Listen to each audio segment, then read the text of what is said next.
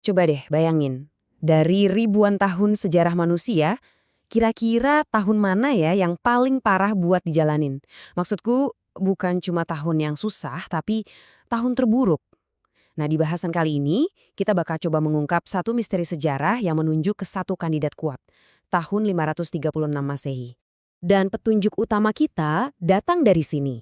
Sebuah kutipan yang bikin merinding dari saksi mata, seorang sejarawan bernama Procopius. Dia bukan orang sembarangan loh, dia penasehat militer penting di Kekaisaran Bizantium.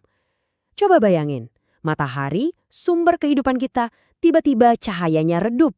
Ini bukan puisi ya, ini laporan langsung dari dunia yang mendadak gelap gulita. Nah, ini dia pertanyaan besarnya.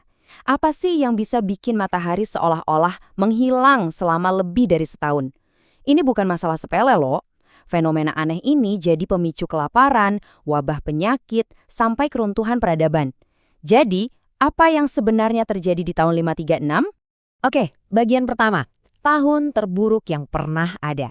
Sejarawan Michael McCormick bahkan bilang terang-terangan, dia nyebut tahun 536 sebagai awal dari salah satu periode terburuk untuk hidup, kalau bukan ya tahun terburuknya itu sendiri. Dan ini bukan berlebihan ya, selama 18 bulan penuh ada satu kejadian aneh yang benar-benar mengubah dunia. Jadi penyebab utamanya itu sebuah kabut misterius yang terus-menerus menutupi langit. Dan ini bukan kabut biasa ya, ini kabut yang pekat banget. Sampai-sampai sinar matahari nggak bisa tembus. Akibatnya, suhu anjlok drastis. Musim panas yang harusnya hangat malah jadi dingin kayak musim dingin. Tanaman yang harusnya tumbuh subur malah beku. Sekarang kita masuk ke bagian kedua, dunia yang penuh konsekuensi. Kita akan lihat gimana satu kejadian aneh di langit ini memicu efek domino bencana di seluruh penjuru dunia. Ini bukan cuma masalah satu negara, tapi krisis global yang dampaknya kena ke hampir semua peradaban saat itu. Dan yang bikin ngeri itu dampaknya terasa di mana-mana. Coba kita lihat, di Kekaisaran Bizantium, Procopius mencatat matahari yang redup. Di Tiongkok ada laporan salju turun pas musim panas. Jelas, kelaparan di mana-mana. Pindah ke Irlandia, mereka sampai punya istilah kegagalan roti selama bertahun-tahun. Di Skandinavia lebih parah lagi, banyak pemukiman yang ditinggalin gitu aja. Bahkan nyebrang samudra ke Mesoamerika, krisis iklim ini ikut jadi penyebab runtuhnya kota sebesar Teotihuacan. Ini benar-benar krisis global pertama yang tercatat dalam sejarah. Jadi, intinya begini, gagal panen terjadi di mana-mana. Kalau udah nggak ada makanan, ya struktur sosial mulai goyah. Kelaparan merajalela yang akhirnya memicu kerusuhan, orang-orang pindah besar-besaran, dan banyak negara jadi lemah. Ini benar-benar krisis eksistensial yang terjadi serentak di seluruh dunia. Oke, bagian ketiga, wabah Justinian. Kalau tadi kita pikir kelaparan dan kegelapan itu udah parah, ternyata masih ada lagi. Domino berikutnya jatuh dan yang satu ini jauh lebih mematikan. Populasi yang udah lemah karena kurang gizi jadi sasaran empuk buat salah satu pandemi paling mengerikan dalam sejarah manusia. Rangkaian kejadiannya tuh jelas banget. Tahun 536, kabut misterius datang, bikin suhu global anjlok, panen pun gagal total. Akibatnya, dari tahun 537 sampai 540, kelaparan besar terjadi di mana-mana, dan ini bikin sistem imun jutaan orang jadi lemah banget. Nah, di saat kondisi lagi kayak gitu, di tahun 541, muncullah wabah pes yang disebabkan bakteri Yersinia pestis pertama kali di Mesir. Karena orang-orang lagi lemah, wabah ini menyebar cepat banget lewat jalur perdagangan sampai ke jantung kekaisaran di Konstantinopel. 10.000, coba bayangin angka itu. Itulah perkiraan jumlah orang yang meninggal setiap hari di kota Konstantinopel pas puncak wabahnya. Skalanya itu susah banget buat dibayangin. Jalanan penuh mayat, pemerintahan lumpuh, ekonomi berhenti total. Penyakitnya sendiri benar-benar mengerikan dan cepat banget nyerangnya. Orang bisa sehat-sehat aja di pagi hari, malamnya udah meninggal. Gejalanya tuh demam tinggi yang tiba-tiba. Terus muncul benjolan besar yang sakit banget, biasanya di selangkangan atau ketiak, sampai bikin orang delirium dan koma. Dokter-dokter di zaman itu, mereka cuma bisa pasrah, nggak tahu harus berbuat apa. Baik, kita masuk ke bagian 4, mengungkap pelaku vulkanik. Tadi kita udah bahas apa yang terjadi. Sekarang pertanyaannya adalah, kenapa? Gimana caranya sains modern akhirnya bisa memecahkan misteri kabut tahun 536?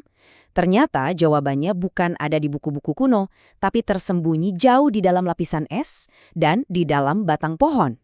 Jadi gini, dulu tuh Ada teori yang bilang kalau penyebabnya adalah letusan besar Gunung Krakatau di tahun 535. Masuk akal sih, tapi buktinya kurang kuat, terutama soal penanggalan yang pas. Nah, teori yang sekarang lebih kuat itu datang dari data inti es di Greenland. Para ilmuwan nemuin jejak kimia, sulfat, dan abu vulkanik yang cocok banget sama letusan super besar di belahan bumi utara. Mungkin di Islandia atau Amerika Utara. Bahkan ada kemungkinan letusannya nggak cuma satu, tapi 2 kali. Bukti lain yang nggak kalah keren datang dari pohon-pohon purba. Ada ilmu namanya dendrokronologi, intinya mempelajari cincin pertumbuhan pohon. Dan coba tebak, pohon-pohon di seluruh belahan bumi utara nunjukin kalau cincin pertumbuhan untuk tahun 536 itu tipis banget, bahkan ada yang nggak ada sama sekali. Ini kayak kesaksian bisu dari musim panas yang nggak pernah datang. Terus, gimana caranya letusan gunung berapi bisa bikin musim dingin? Gini prosesnya. Pertama, ada letusan yang dahsyat banget, yang nyemburin gas sulfur dioksida sampai ke lapisan stratosfer. Di atas sana, gas ini bereaksi sama uap air dan membentuk partikel-partikel kecil yang namanya aerosol sulfat. Partikel-partikel ini kemudian menyebar dan membentuk semacam selubung raksasa yang menyelimuti bumi. Nah, selubung inilah yang memantulkan sinar matahari kembali ke angkasa. Panasnya jadi nggak sampai ke bumi. Hasilnya, suhu global anjlok. Mungkin turunnya cuma 1,5 sampai 2,5 derajat Celcius, kedengarannya sedikit ya, tapi buat peradaban kuno yang bergantung sama pertanian, itu udah bencana besar. Nah, sekarang kita sampai di bagian terakhir, gema dalam mitos dan ingatan. Sebuah trauma sebesar ini, sebuah bencana global pastinya nggak bakal hilang gitu aja dari ingatan manusia. Jejaknya tersimpan dalam bentuk cerita, mitos, dan legenda yang diwariskan turun-temurun. Para ahli sejarah nemuin banyak banget gema dari peristiwa 536 ini dalam berbagai mitos. Contohnya, dalam mitologi Nordik ada yang namanya Fimbulwinter. 3 musim dingin berturut-turut tanpa ada musim panas sama sekali, yang jadi pertanda datangnya kiamat atau Ragnarok. Mirip banget kan sama yang terjadi? Atau coba lihat legenda Arthurian dengan tema tanah tandusnya, sebuah kerajaan yang jadi gersang. Di Tiongkok juga bencana alam kayak salju di musim panas dianggap tanda kaisar kehilangan mandat dari langit. Ini semua sepertinya cara orang-orang zaman dulu buat mencoba memahami dan mengenang trauma besar yang mereka alami. Dan kutipan dari puisi Nordik kuno ini benar-benar bikin merinding. Matahari menjadi hitam, bumi tenggelam ke laut, bintang-bintang panas dari langit berhamburan. Deskripsi tentang matahari yang menghitam dan dunia yang hancur lebur ini rasanya seperti gema poetis dari kejadian nyata yang terjadi ratusan tahun sebelumnya. Ini bukti betapa dalamnya luka akibat tahun 536 membekas di ingatan kolektif manusia. Dan ini membawa kita ke satu pertanyaan terakhir yang cukup penting untuk kita renungkan. Dulu, satu letusan gunung berapi hampir saja menghancurkan dunia kuno. Nah sekarang, gimana dengan peradaban modern kita yang super terhubung ini? Dengan rantai pasok global yang rumit dan populasi yang jauh lebih padat, jangan-jangan kita sebenarnya lebih rapuh dari yang kita bayangkan. Pertanyaannya adalah, kalau peristiwa serupa terjadi lagi hari ini, kira-kira kita udah siap belum?